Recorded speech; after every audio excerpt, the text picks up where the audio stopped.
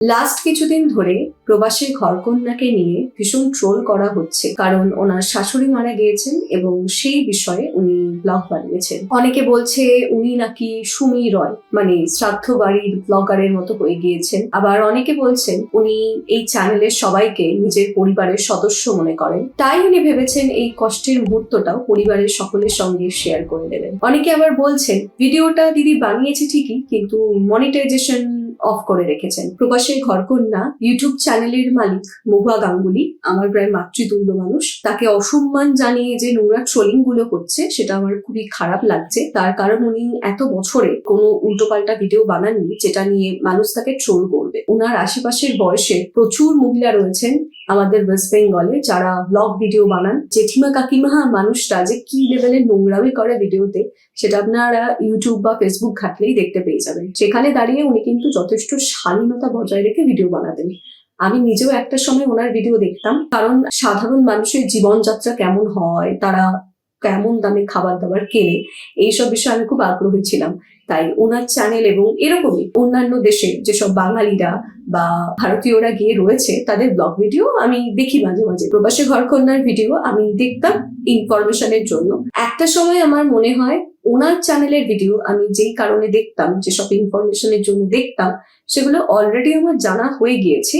এখন আর নতুন কিছু জানার নেই এবং ভিডিওগুলো অনেকটা একই টাইপের, তাই আমি ওনার ভিডিও দেখা বন্ধ করে দিই। কিন্তু হঠাৎ করেই আমার ইউটিউবে হোম পেজে ওনার ভিডিওটা আসে যেখানে উনি বলছেন মার বেঁচে নেই। তাই আমি ক্লিক করি। আমার মতো সাধারণ মানুষরাও যারা হয়তো রেগুলার ওনার ভিডিও দেখেন না, কিন্তু এই টাইপের লেখা দেখে আপনারাও ভিডিওতে ক্লিক করেছেন, করে আপনাদের খারাপটা লেগেছে। কারণ যে মানুষটাকে আমরা অনেক বেশি রেসপেক্ট দিই, খারাপ কিছু এক্সপেক্ট করি না তার থেকে, সেই মানুষটা যদি এরকম কোনো ভিডিও বানায় আমরা খুবই আঘাত পাই। এখন যদি এই ধরনের ভিডিও সুমি রয় বা অন্যান্য যাদেরকে আপনারা ট্রোল করেন তারা বানাতো, তাহলে হয়তো আপনারা এতটা রেগে যেতেন না। প্রশ্ন হচ্ছে কোনো কাছের মানুষ মারা গেলে কি ক্যামেরা অন করা উচিত? হ্যাঁ, যদি সে আপনার একান্ত কাছের হয় এবং তার ওই শেষ মুহূর্তের ছবিটি আপনি তুলে রাখতে চান বা ভিডিও করে রাখতে চান, অবশ্যই আপনি ক্যামেরা অন করতে পারেন। কিন্তু সেই মুহূর্তের ভিডিও বা ছবি কি আপনি সোশ্যাল মিডিয়াতে দিতে পারেন? না, ওটা তো একান্ত ব্যক্তিগত বিষয়।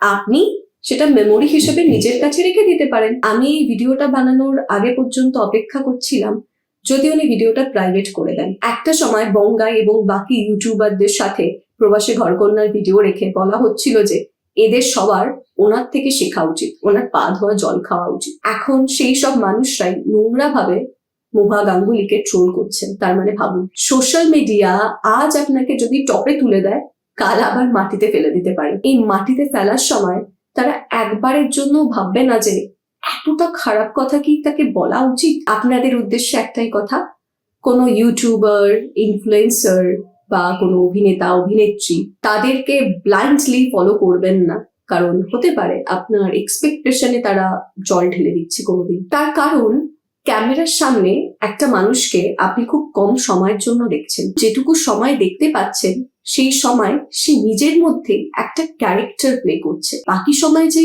সেই মানুষটা একই রকম থাকবে তেমনটা তো নয়। এই কিছুদিন আগেই প্রায় একই রকম ঘটনা ঘটেছিল কোয়েল মল্লিকের সঙ্গে। ওনার বিষয় আমাদের একটা এক্সপেকটেশন তৈরি হয়েছিল যে আজ যাই করুন উনি কখনো রাজনীতিতে আসবেন না। টিএমসি যে লেভেলের কাণ্ড কারখানা করেছে লাস্ট কয়েক বছরে, এই দলে যদি কোনো পছন্দের মানুষ আসে সেটা মানুষের কাছে খুবই দুঃখজনক। উনি রাজনীতিতে আসার পর থেকে লোকজন যেভাবে ওনাকে নোংরা ভাবে ট্রোল করা শুরু করেছে, উনি কি সেটা ডিজার্ভ করেন? না, উনি দলে আসার পর যদি ভুলভাল কাজ করেন, ভুলভাল বক্তব্য রাখেন, তখন আপনারা সেটা নিয়ে মন্তব্য করুন না। কিন্তু উনি তো এখনো পর্যন্ত কোনো কিছু করেননি। জাস্ট একটা মানুষ আপনার পছন্দের ছিল কারণ সে আপনার অপছন্দের রাজনীতির দলে ছিল না, কিন্তু আপনি একটা মানুষকে ট্রোল করা শুরু করে দিয়েছেন কারণ সে আপনার অপছন্দের রাজনীতির দলে চলে এসেছেন। আচ্ছা আপনারা বলুন তো, উনি যদি টিএমসি তে জয়েন না করে বিজেপিতে জয়েন করতো, তাহলে কি আপনারা ওনাকে মাথায় তুলে রাখতেন?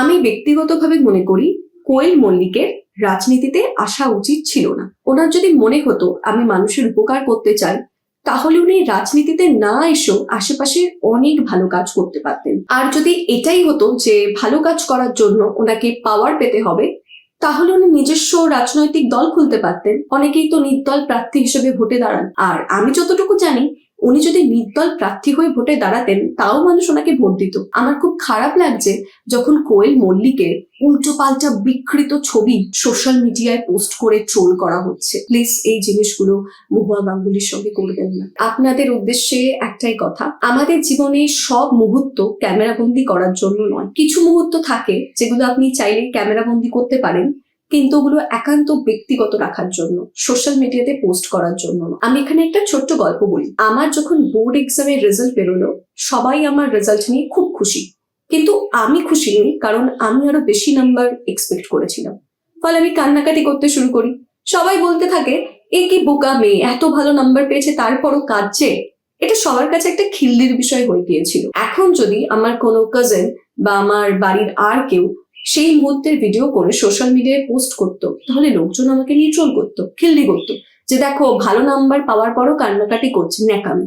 কিন্তু বিষয়টা তো আমার ক্ষেত্রে একই রকম ছিল না। যে মানুষটা অনেক বেশি নাম্বার এক্সপেক্ট করেছে, সে যদি তার থেকে 5 নাম্বারও কম পায়, সে কষ্ট পেতেই পারে। এবার তার ইমোশনটা তো আর 5 জন লোক বুঝবে না। আমি যেটুকু বুঝেছি, সোশ্যাল মিডিয়া তো বাদ দিই, স্বাভাবিক জীবনেও আমরা যদি আশেপাশের মানুষদের সামনে কোনোদিনও ইমোশনাল হয়ে পড়ি, তারা কিন্তু ওগুলো নিয়ে খিল্লি করবে, পেছনে গসিপ করবে। তাই নিজের ইমোশনকে সবসময় নিজের মধ্যে রাখবেন। যাই হোক, অনেক বকবক করেছি, এবং যারা এতক্ষণ ধরে এসব বকবক শুনেছেন, প্লিজ চ্যানেলটাকে সাবস্ক্রাইব করবেন, ভিডিওটাকে শেয়ার করবেন আর লাইক করবেন। আপনার যদি এই বিষয়ে কোনো ওপিনিয়ন থাকে তাহলে অবশ্যই সেটা কমেন্টে লিখে জানাবেন। বাই।